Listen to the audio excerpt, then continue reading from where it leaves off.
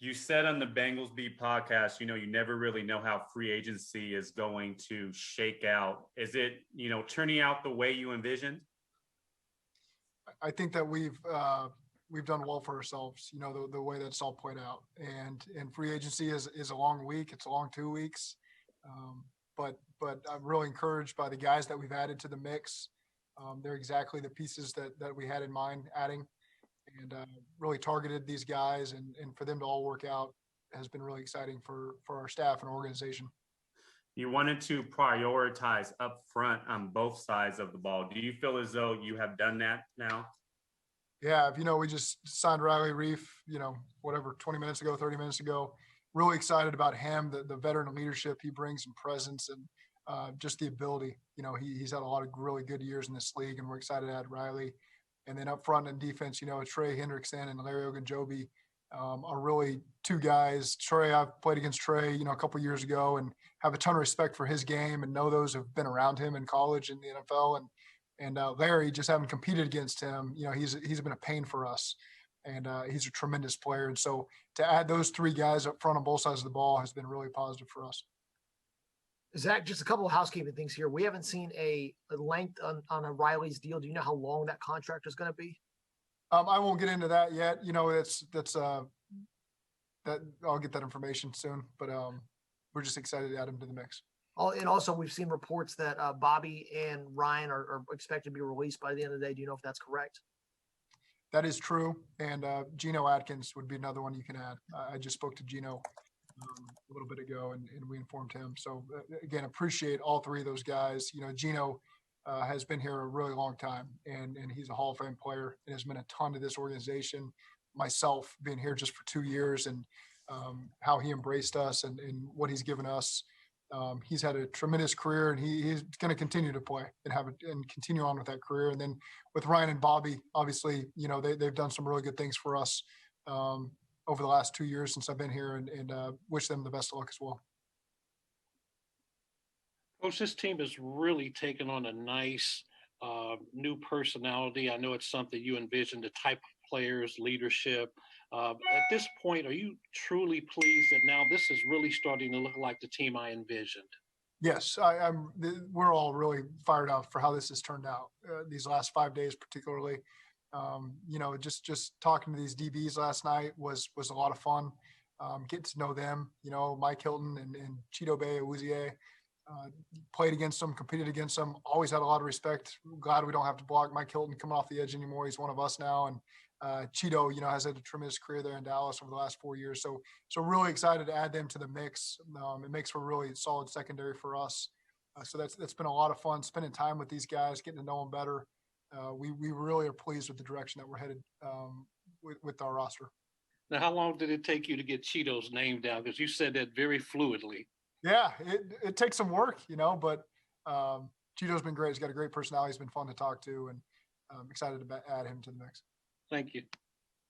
When you look over the past 2 seasons, it's been mostly defensive additions in free agency, with the exception of Reef and Suafilo. Is there a reason that you've focused in free agency on that side of the ball?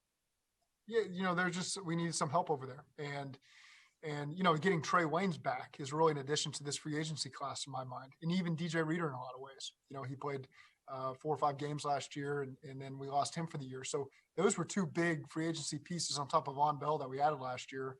And to get them back is really just going to be a tremendous help for that side of the ball. And then on offense, we've added some guys that we're fired up about as well, and just glad to get them all in the fold, and can't wait to get back to work.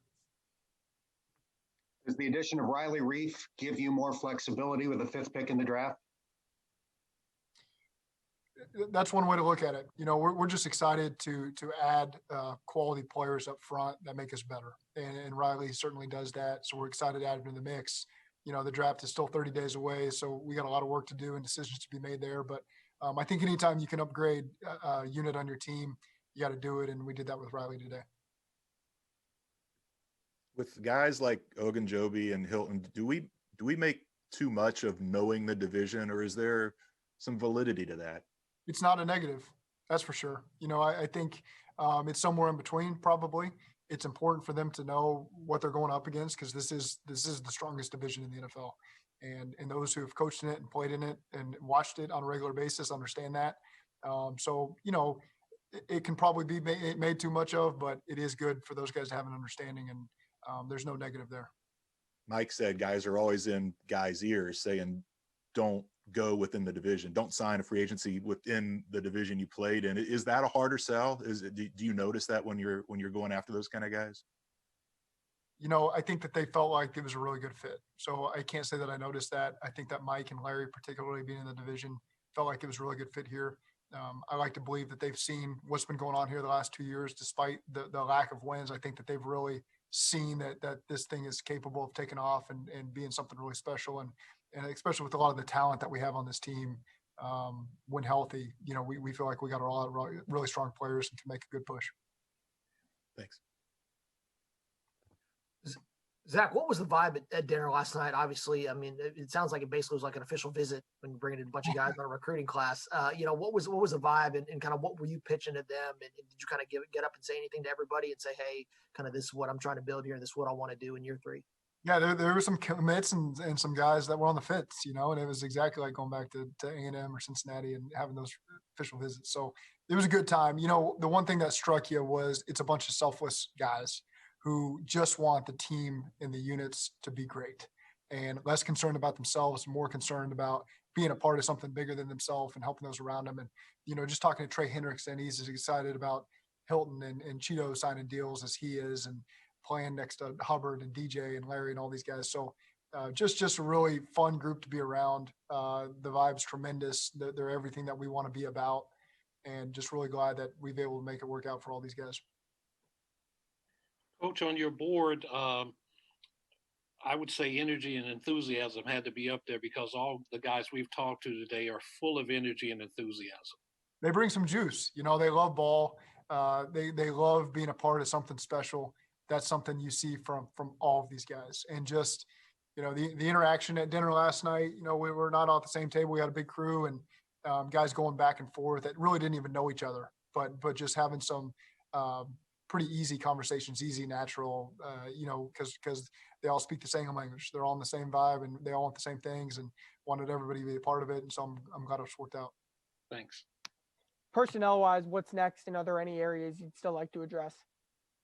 I think you always see what's out there, and see what makes sense for us. And, I probably won't go too far down that road on this call, but you're always surveying the market and seeing if anything makes sense for us. Go ahead, sorry, Paul. Except for Riley, I think all of these guys are 26 or 27 years old. How important was it to get guys that are a little bit younger, particularly on defense? It's a great thing. You feel like their best days are ahead of them.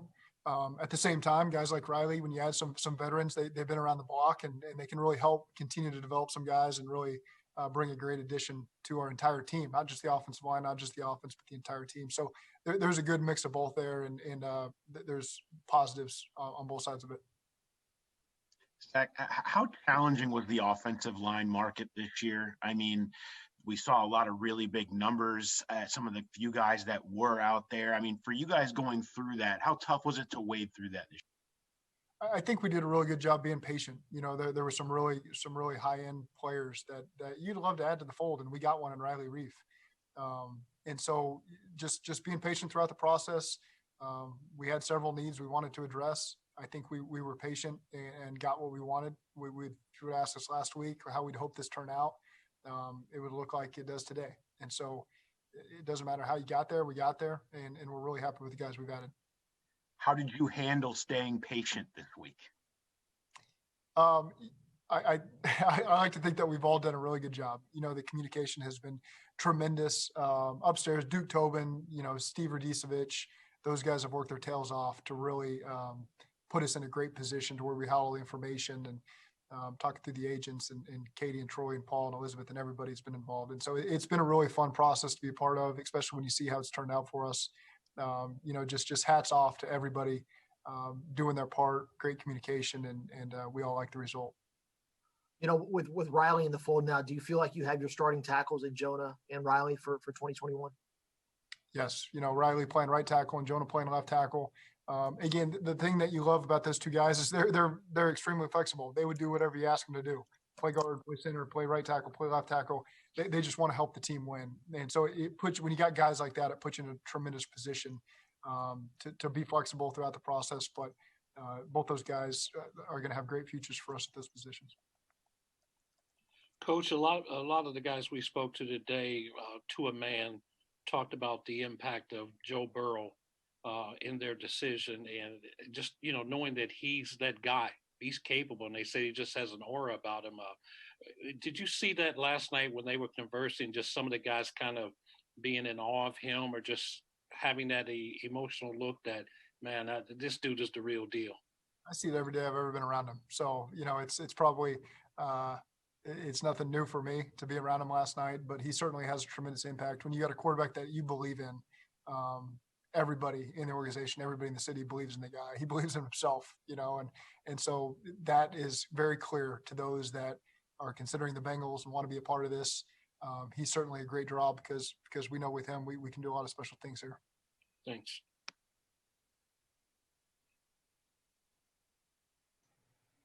Any more questions for Coach? Zac, when you're looking at a pass catcher that could potentially help you out in 2021 to help Joe, does it matter what position they're at, whether they're in line, whether they're lined up at slot? I mean, it seems like you guys have a lot of position flexibility with receivers. I mean, when you're looking at who can potentially best help this offense, what are you looking at? I think that's the best way to put it, Ben, is there is some position flexibility there. We got some really quality receivers from top to bottom that we believe in and have proven that they can all play some different spots for us. So it just allows us to, if we do add to that mix, be flexible with the type of player that we're adding there and feel really comfortable with it.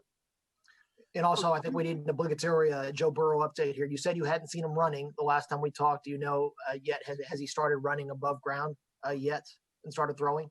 I mean, he had a good hustle to get to that stake last night, and so that's the most I've seen. And that's really all I can add to the conversation right now. So that being said, because I think it's fair to ask here, because I think he told us that he wanted to start running and throwing mid-February. Do you still feel like he's on track to start week 1 as we sit here on March 19th? I think he's on a great pace to recover from the injury. I really don't want to make any predictions on any of our guys and when they're going to be back, but everything's been encouraging so far.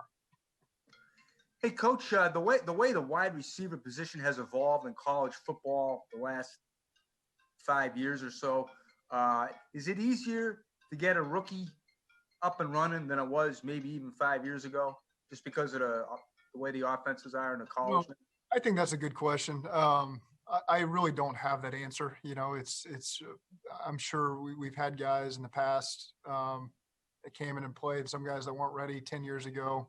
And so I really don't have a great answer for you. I think you could probably get a difference of opinion from anybody you talk to in this league. And, there's certainly it seems like there's always an expectation for guys to come in and contribute right away. That pressure is always the same. And maybe the pressure with the social media and all that stuff increases that pressure on guys to come in and produce right away. And maybe that's different from 10 years ago. But I certainly think it's a challenge, and you always got to find the right guys that are about the right stuff and are going to get the most out of their potential quickly. One more minute with Coach.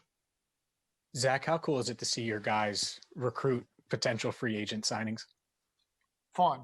We've got a staff that in a personnel staff that you take a lot of pride in it, and it's not, they're not selling something they don't believe in. They're just relaying how they feel about the organization, the direction we're headed. And so when you're having an honest conversation with a player, it's just very easy to talk about and to sell because we believe in it. And we're excited to have these guys because we know they believe in it. They've seen it firsthand and they feel it. And so just really excited to get moving forward here. Do you feel comfortable with your guard position at this point? We've got a lot of guys there that can compete for those jobs, and we got to keep improving up front. There's no question at all the positions. Not afraid to add guys to the mix in the draft as we keep going forward here, but certainly I think every position group we're looking for progress as we move forward.